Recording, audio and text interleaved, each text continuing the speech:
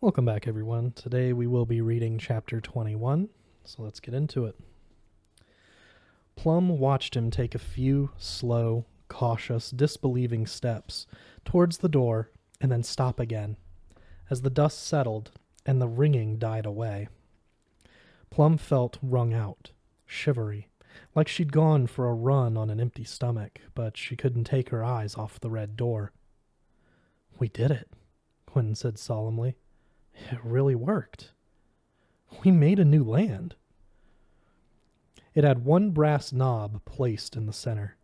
Quentin touched it and then put his hand on it, hesitantly, as if he expected an electric shock, or as if he thought his hand might go right through it. But it was solid. He turned the knob and pushed. Wrong. Then pulled the door toward him. It opened easily. A cold wind breathed into the room. It cooled Plum's overheated forehead, but it chilled something deeper inside her. "Quentin," she said. He didn't move, and she stepped forward to stand beside him on the threshold. "Are you going in?" Like he was waking from a dream, Quentin looked over at her. "In a minute." He held up his hand. "I was sure I was going to have a scar there from Mayakovsky's coin, like in Raiders. It felt like it was burning, but there's nothing." Plum had no idea what he was talking about, but she didn't say anything. It didn't seem like the moment. The land didn't look like the 100-acre wood. It wasn't even an orchard. It wasn't even outside. Looking through the door was like looking in that mirror back at Breakbills, after Darcy's reflection had vanished. It was exactly like the room they were standing in, except for the fact that they weren't standing in it, and it was all reversed. "Through the looking glass," Quentin said. This wasn't what she expected. Quentin picked up a long-handled spoon from the work table and tossed it underhand through the doorway. It clanged and slid along the floor in the other room. It seemed safe enough. "What is this?" she said. "I think it's our land. But why does it look like that? Is that what it's supposed to look like? I don't know. Was this what you were expecting? I thought you were going to do an orchard. Is that what you were trying to do?" "No." "Why would you make a land that looks exactly the same as the one you're already in?" "That's a good question." Quentin walked through the door and into the other room. She watched him look around. She had to hand it to him. He didn't look all that freaked out, just checking out the scene. "Classic," he said. "It's completely reversed. It's opposite land. You gotta like the respect for tradition." He spread out his arms. "Come on in if you want to. I think it's safe." Plum went on in. It really was the weirdest thing. It was like the house had acquired a Siamese twin attached to it at the door. She was struggling with a sense of anticlimax. "It sort of worked," Plum said. "I mean, we did make a land, right?"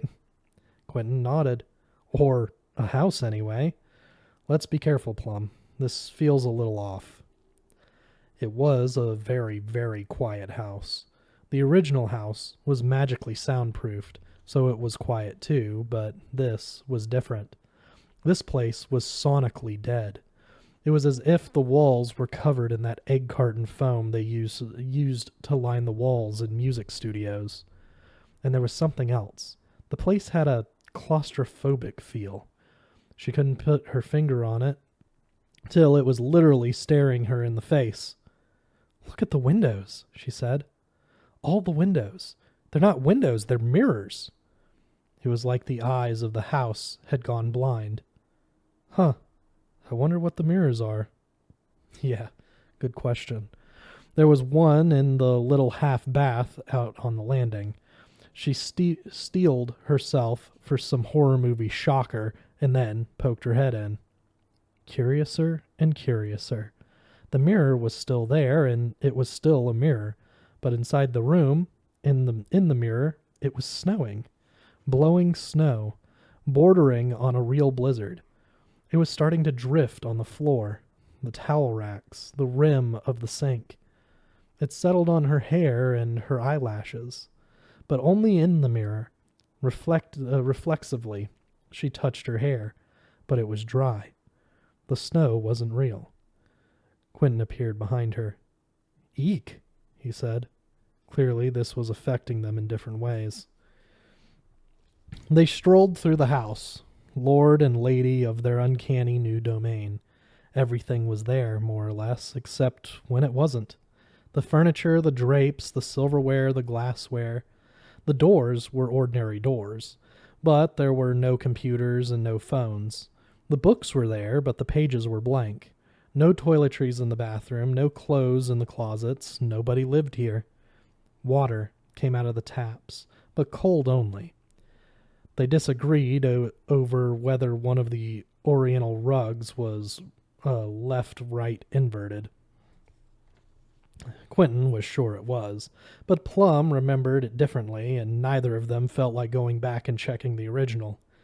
Fatigue and disappointment were giving them both a slightly hysterical edge. "It's like a giant closet," Plum said. "We could store stuff in here.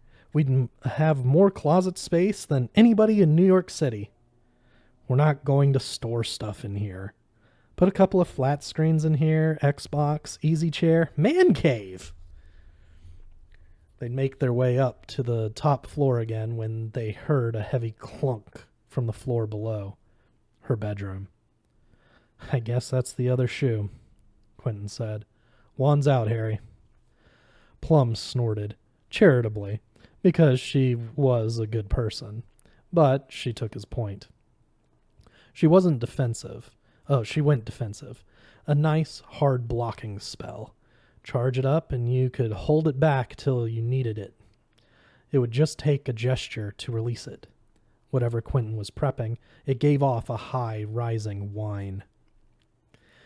But when they got there, the bedroom was empty, except that Plum's desk chair was now lying on its back, its little feet in the air, like it was playing dead.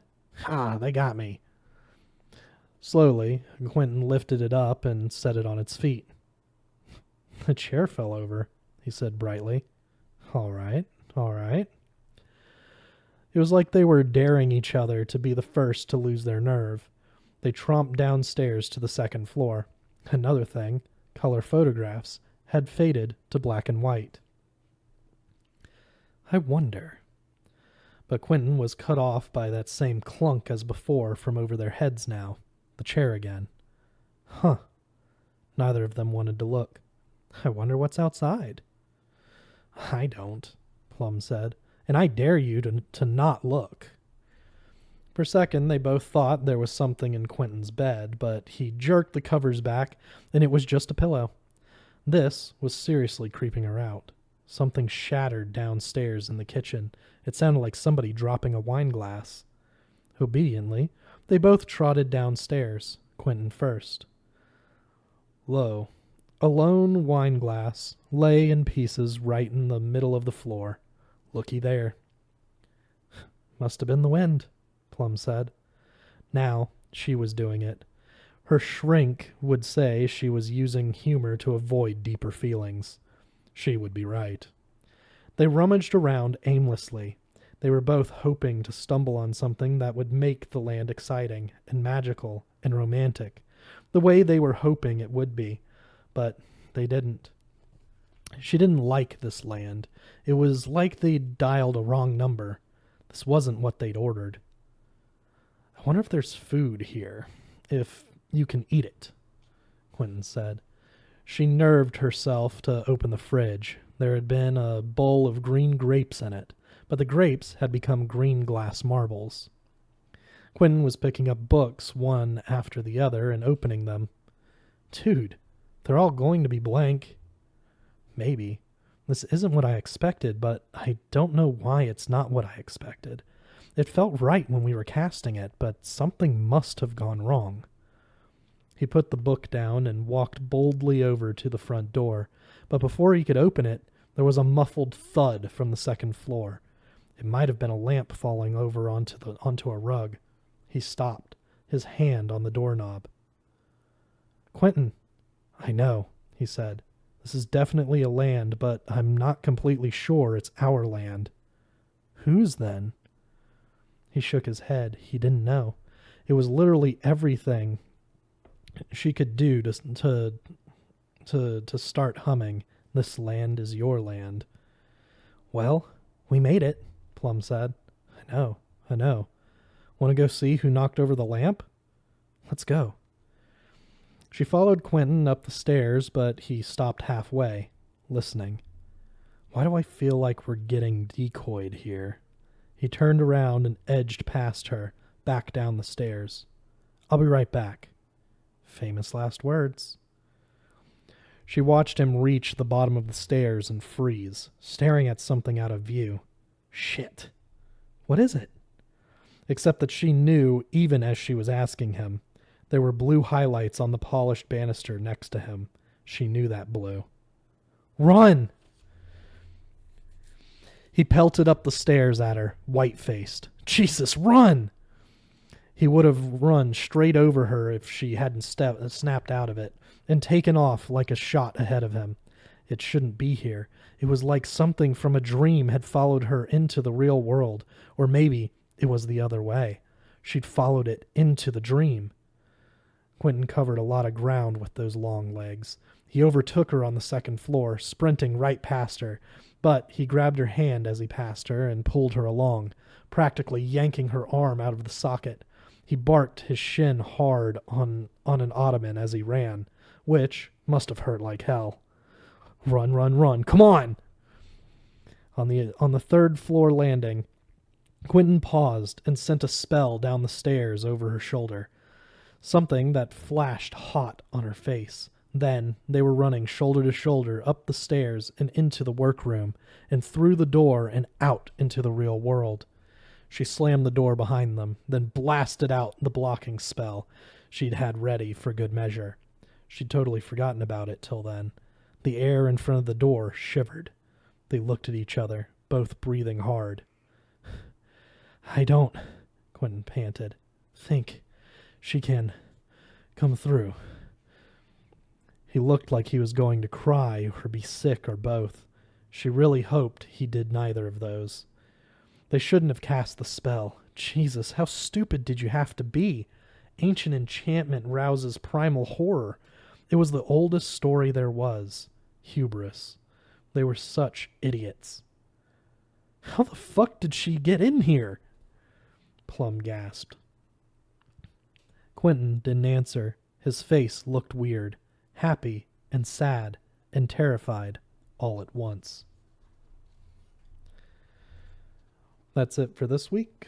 We'll see you guys next week with Chapter 22.